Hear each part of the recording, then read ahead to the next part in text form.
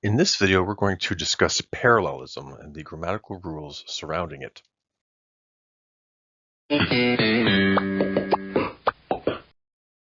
What is the deal with parallelism? In short, parallelism is a grammatical rule that asserts that items in a series, list, or pair must have the same grammatical form. For example, they must all be nouns, or all verbs, or all adjectives, but we can't mix match in a list or pair nouns with verbs or verbs with adjectives or any other combination.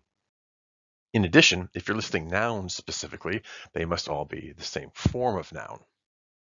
Now, parallelism arises in four contexts, specifically when we're creating lists, when we are using verb tense of multiple actions at once, when we have paired conjunctions, and if we have correlating conjunctions. First, let us take a look at parallelism as it applies to lists specifically.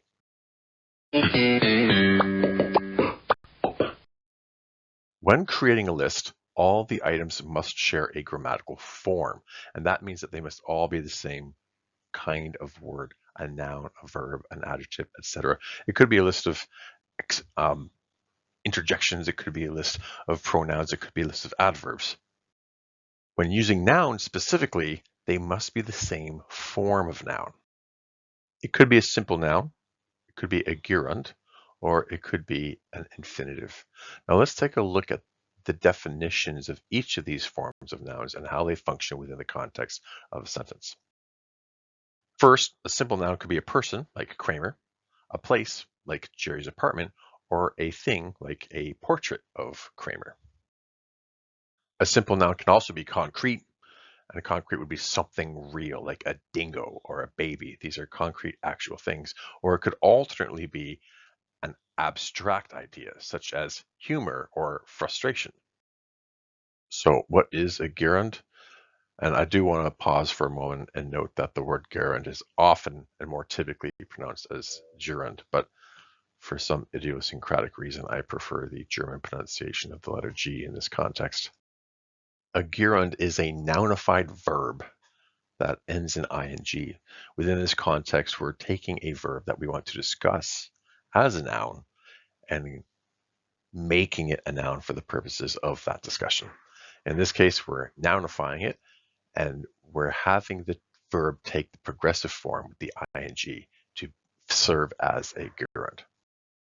Example, we might say that I have an understanding of Festivus. Now, in this case, I would typically say, I'm understanding you, progressive form, to show that I'm in the action of understanding. But in this context, the word understanding means to convey the process of understanding, and therefore serves as a noun and is an example of a gerund, a nounified verb. The infinitive works in a similar way. What is the infinitive? Like the gerund, it is a nounification of a verb. We've taken a verb form of something and we've turned it into a noun so that we can discuss the action. However, the verb form does not end in ing. Instead, the preposition to is added to the standard form of the verb to make it a noun.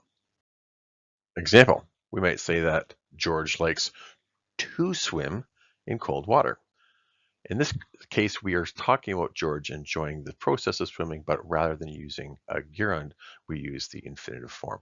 But let us take a look at the two of them side by each to understand how they function in a slightly different way.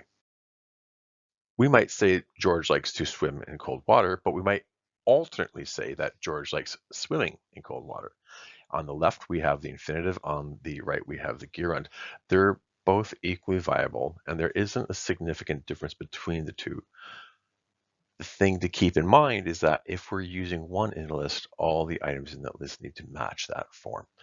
There are sometimes slight semantic differences and reasons why you might choose an infinitive over a gerund or vice versa, but for the purposes of parallelism, what we want to consider is the fact that we must have the same form in each item in our list.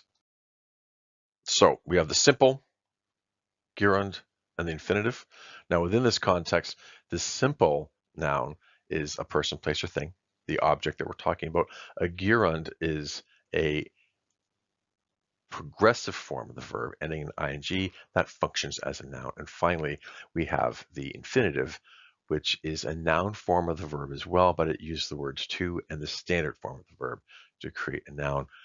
And again, we often see in lists sometimes people will combine a simple noun with a gerund, and it's not a terribly big deal, but do not confuse the infinitive with the other two. Key takeaway here, when making a list of nouns, choose one form and use it throughout the list to ensure that the items are parallel.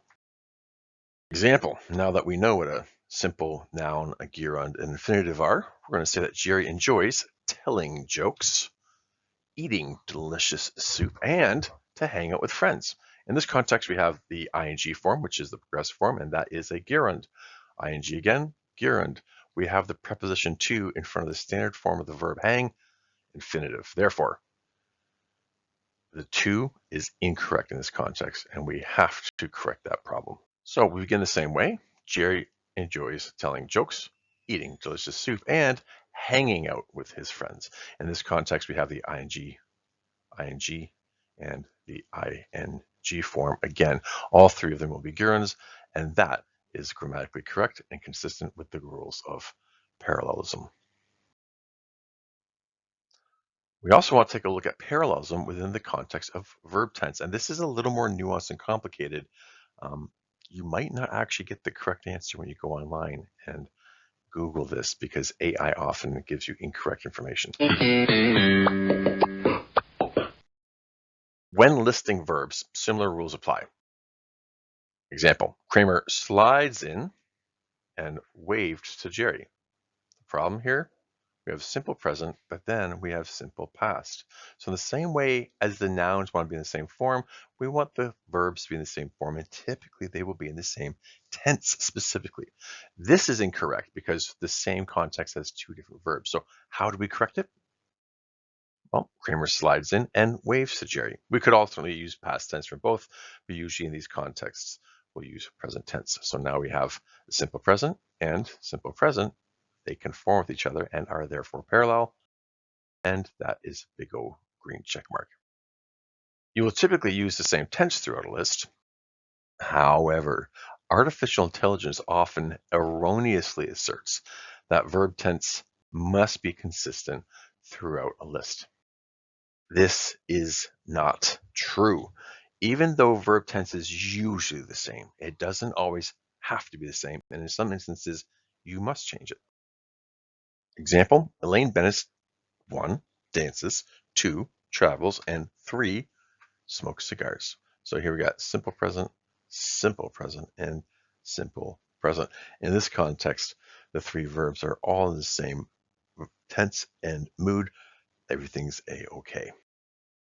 Alternately, we might say that Elaine Bennett dances, travels, and smoked cigars. Now, in this context, we still have dances, simple present, travels, simple present, but now we also have smoked in simple past tense. If somebody had made a comment that Elaine does all three and somebody else learns that she has actually quit smoking, then within this context, they might say, oh, she dances, travels, and smoked cigars. In that context, you're kind of correcting that and emphasizing it, and it still works within this context. Now, what if Elaine was describing an ongoing project with a Gantt chart? Some tasks within the Gantt chart are completed. Some tasks are ongoing, and some tasks will be done later. We therefore will need different tenses when communicating this in a meeting to indicate when each action has, is, or will be taking place.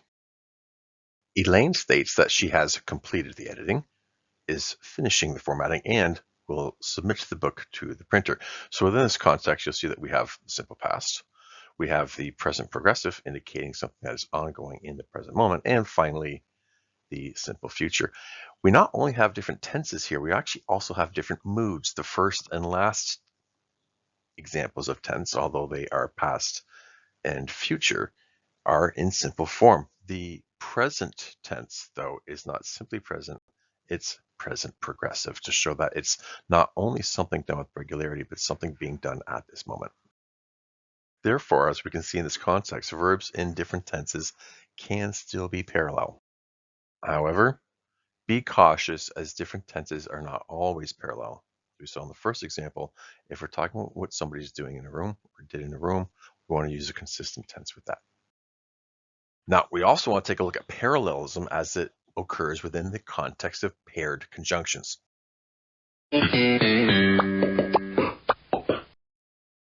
When pairing items with a conjunction, and or but yet so, whatever the case might be, they must take the same grammatical form, all nouns, all verbs, as adjectives, as we discussed. In this way, the rule is analogous to the first rule that we discussed, which was applied to lists specifically. Example, Newman likes delivering the mail and to annoy Jerry. Now, again, here we have the gerund form of the verb delivering ing, but we have the infinitive form of annoy. Again, gerund, ing, infinitive, to. And therefore, because the two actions are framed in a different context, this is incorrect. They're not parallel in structure. What we could write instead is Newman likes delivering the mail and annoying Jerry. And now we have two gerund forms of the verb, and it is parallel in structure. Gerund, gerund. We want those two to match. And we can give that a nice little check mark now that the two verbs are both in gerund form, which is to say that they've been nounified using the progressive form of the verb. We also have consideration with parallelism within the context of correlative conjunctions. Correlative conjunctions are similar to conventional conjunctions, but there's an adverb preceding the first item and then a conjunction preceding the second item to link them in a pair. Neither nor, not only, but also, both, and. These are examples of correlative conjunctions. When you see the neither, either, the reader knows they're about to read something and it's going to be tied to something that follows the conjunction that is going to be upcoming. And we know now that those two items need to be parallel in structure. Example, Elaine is both talented and breaking up with Putty. In this context, we have talented, which is an adjective, but we also have breaking, which is a verb. And because you have two different word forms, these are not parallel.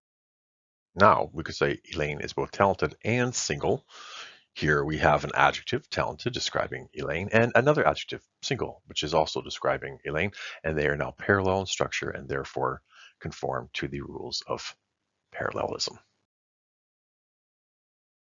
In summary, when pairing or linking items in a list or a pair of any kind, they must take the same grammatical form. As we've discussed several times now, that's all nouns, all verbs, all adjectives, or all whatever other word form we're talking about here. When listing verbs, they will typically be in the same tense. However, they may sometimes be in different tenses and even in different moods. As long as they make sense, as long as they're congruent within the chronology, it's perfectly fine. But do keep an eye on that and be particularly cautious and don't assume that artificial intelligence is correct when they tell you that you can't change tenses in the list. When listing nounified verbs, they must be in the same form. And again, nounified verbs are just verbs that we turn into nouns so that we can discuss the action that the verb represents. Specifically, gerunds must be paired with gerunds, those ing progressive forms of the verbs that are used as nouns. Alternately, infinitives must be paired with infinitives, the noun form of the verb that uses the standard form of the verb with the preposition to. Standard nouns can be paired with gerunds from time to time. However, standard nouns cannot be paired with infinitives. So hopefully that answers all your questions about parallelism and gives you enough examples that you'll be able to apply this effectively. But should you have any questions, do not hesitate to leave them in the comments section below and we will get to them as soon as possible. Until next time, take care of yourselves and each other.